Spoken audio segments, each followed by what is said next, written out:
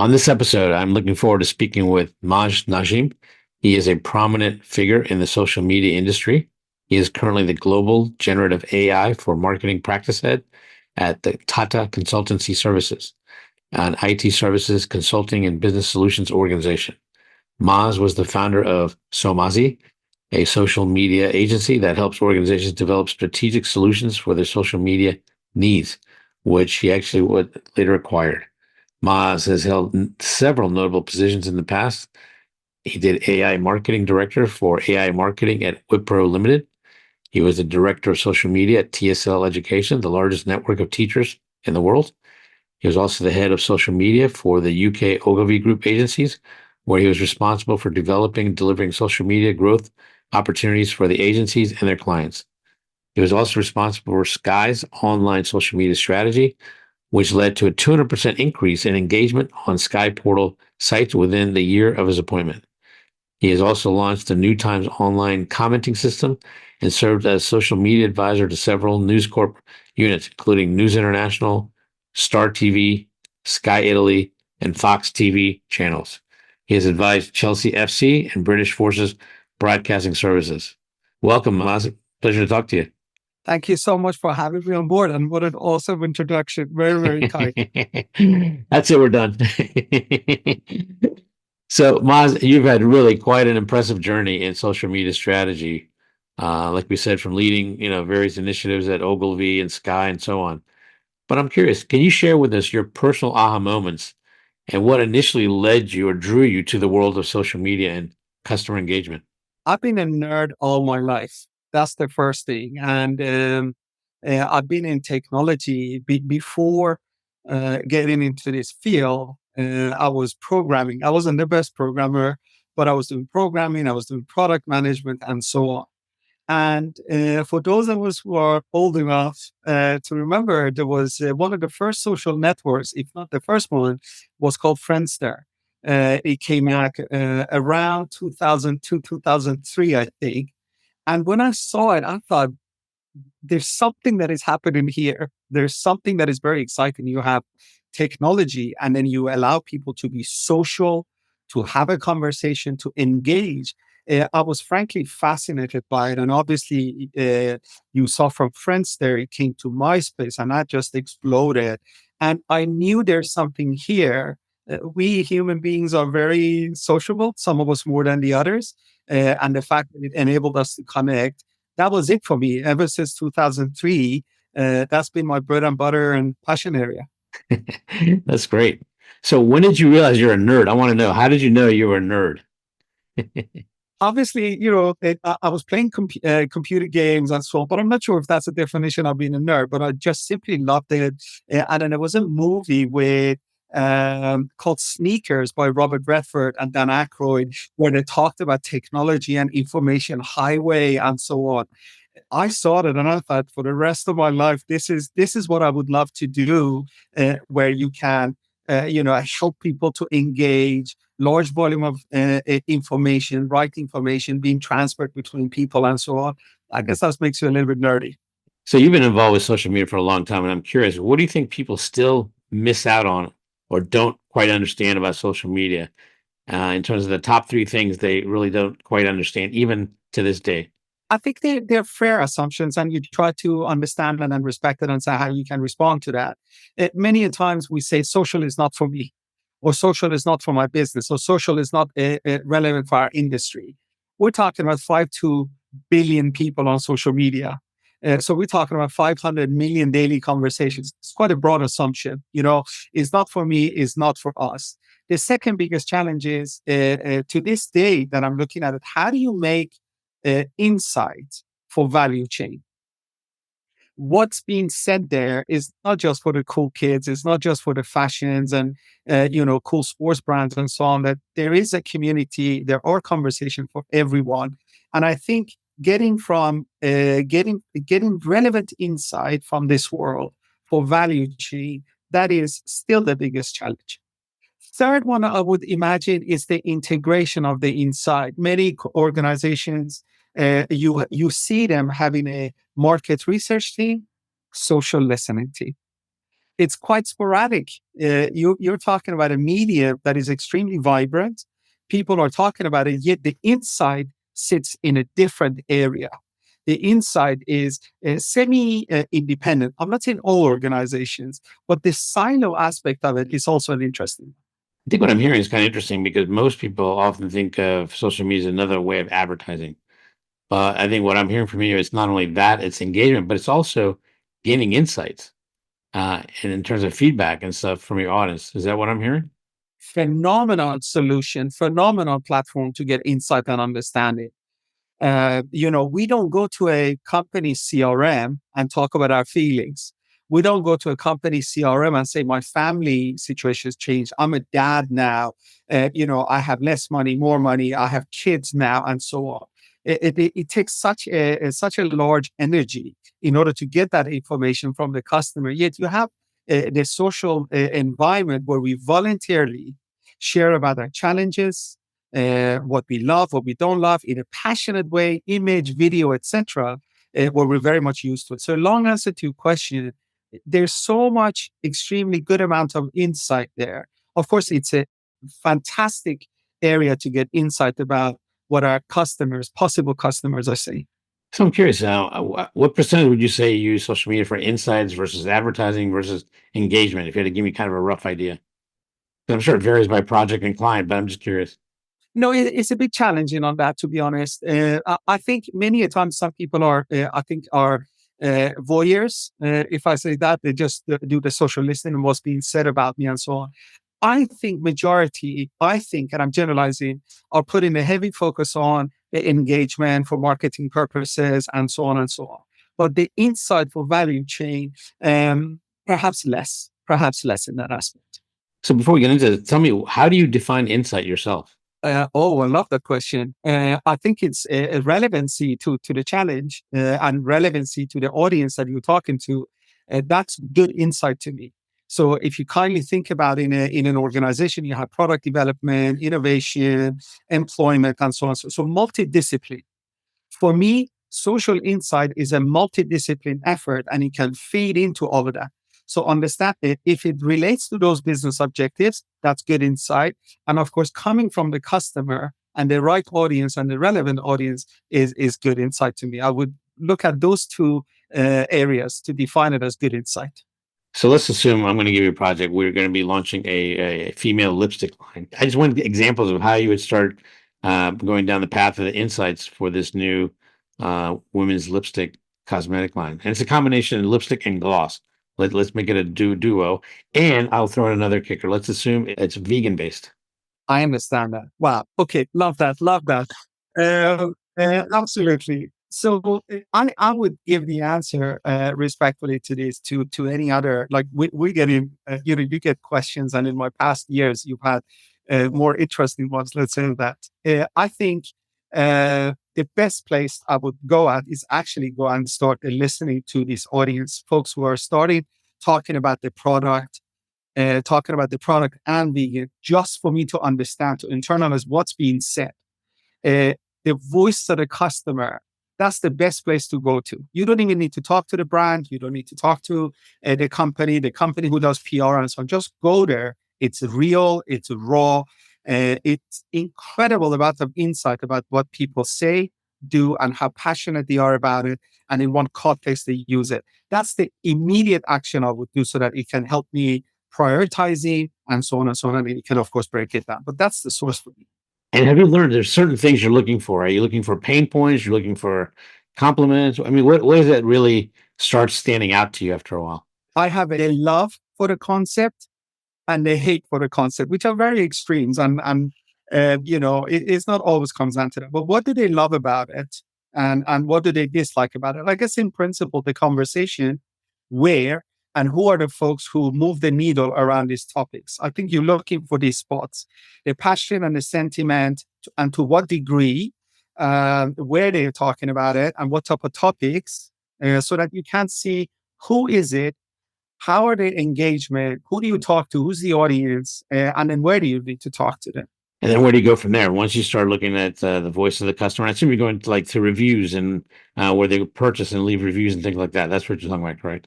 You go for reviews, what they love about it. Absolutely. Reviews are always interesting. Even ourselves, when we want to buy something, we go to the likes of Trustpilots or Amazon reviews or Airbnb. And then, of course, you can question the quality of the review, which I appreciate it. But I think that vibe is really interesting. What people like, what they dislike, and what they would like to change about it, and so on.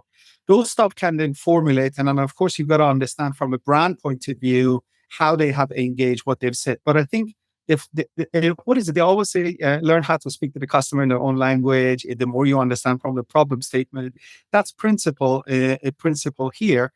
On the back of that, then we can create a plan of engagement and so on. Yeah. Can you give me an example of when you started doing this for a project and how it really changed the trajectory right away when you started, pursuing these initial insights, or in terms of where you thought you were going to be, where you were headed, and then these insights completely changed the trajectory of your approach? I'm going to give you two examples. It's like one was with a bank and about a banking app about banking in a household and so on.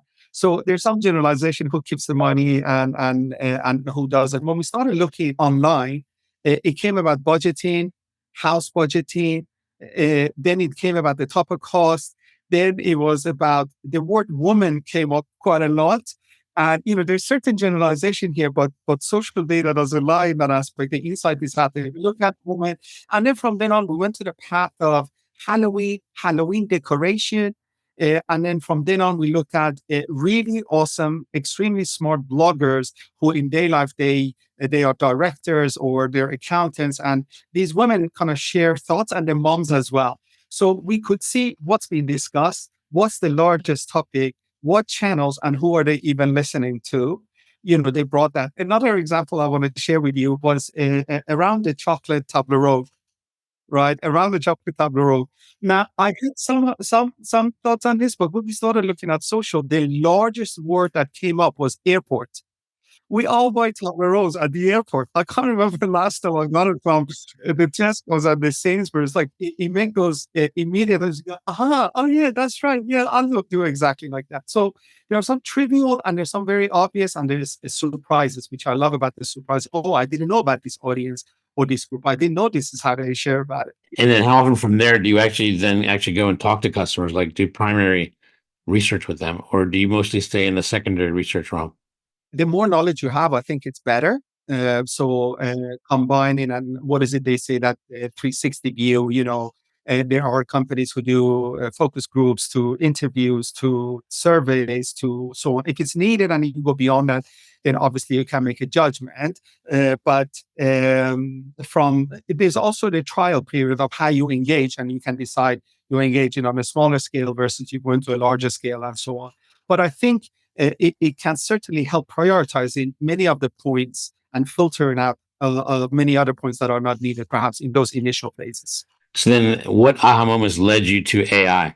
As you can see, I talk a lot, and my teachers used to always say you have 2 ears, one mouth, use it in adoration. So the aspect of marketing and technology, like with social, when you mix the two disciplines, is just phenomenal. So then we come to AI, which helps you to scale. But that's the part that was interesting to me, that it could take it to a level that is humanly not possible. How do you optimize it? How do you utilize it? Yeah. Now that you're in AI, what are the three things that people don't really still understand about AI? I think there's God knows how much it is that I don't understand, and I'm still a student, to be honest, because it's phenomenal concept. As you know, Gen AI is more than a year old or year young, as you can imagine. So I think what can it do for me can be an interesting one. It's still not touchable.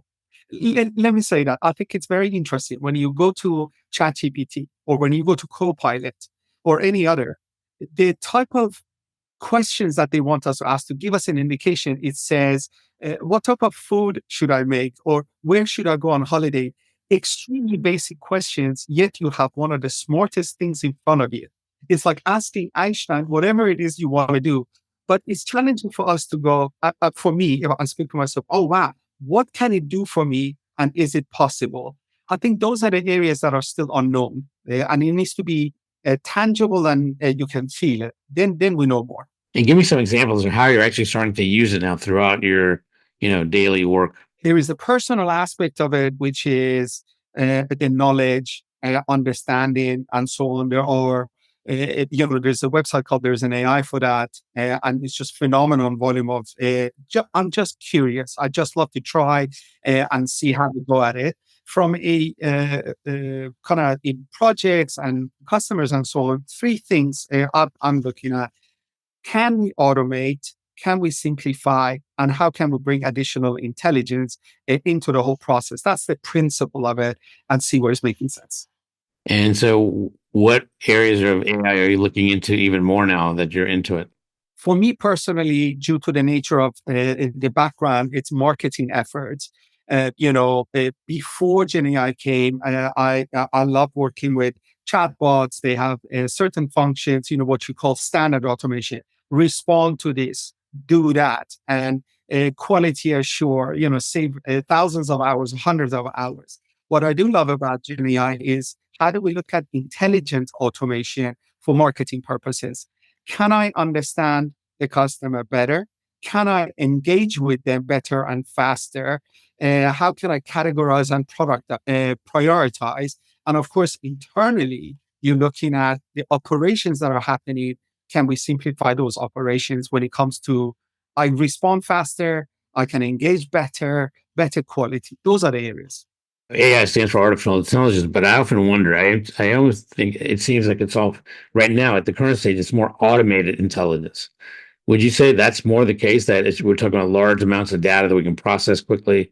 It's more automated intelligence, or actually, do you think we're getting to artificial intelligence? I appreciate the question. I think the automation is certainly there.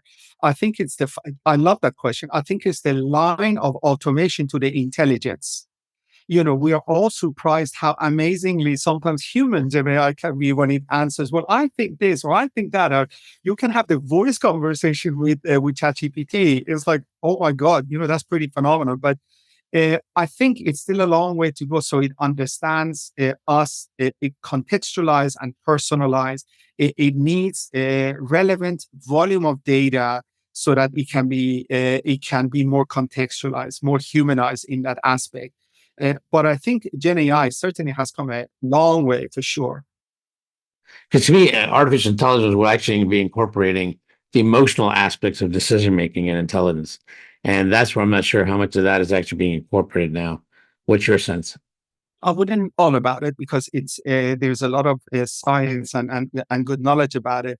But this is the thing. What I love to do is it ready to be trained to be more human? Does it have room to understand us better and to understand human beings better?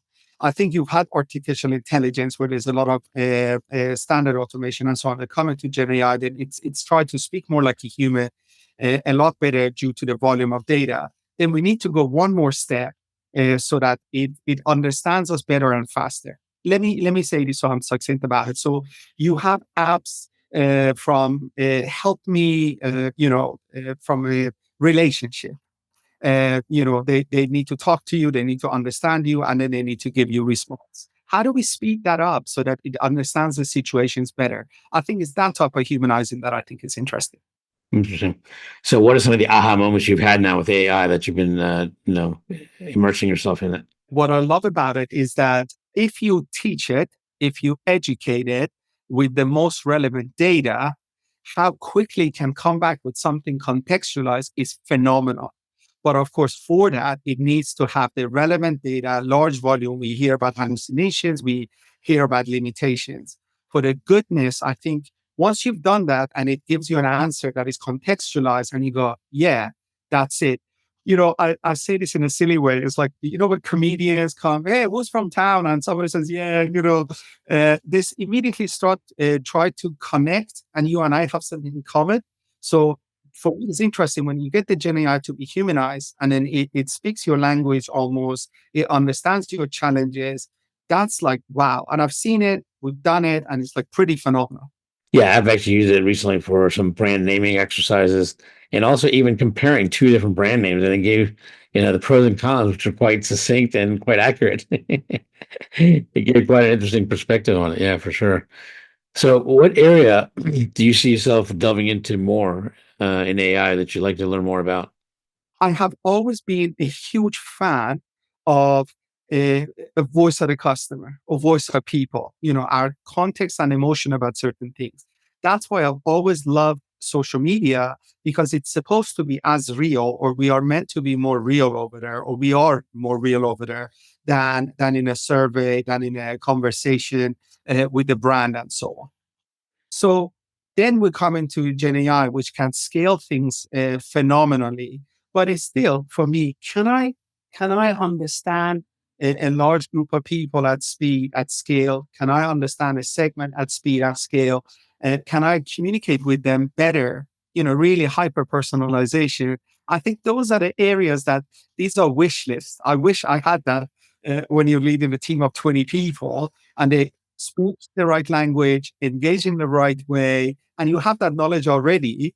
If we can scale that and speed that up, I think that's pretty phenomenal. Is there anything about AI that scares you? Absolutely. People. That's the part that scares me. You're thinking about, those 3D printouts.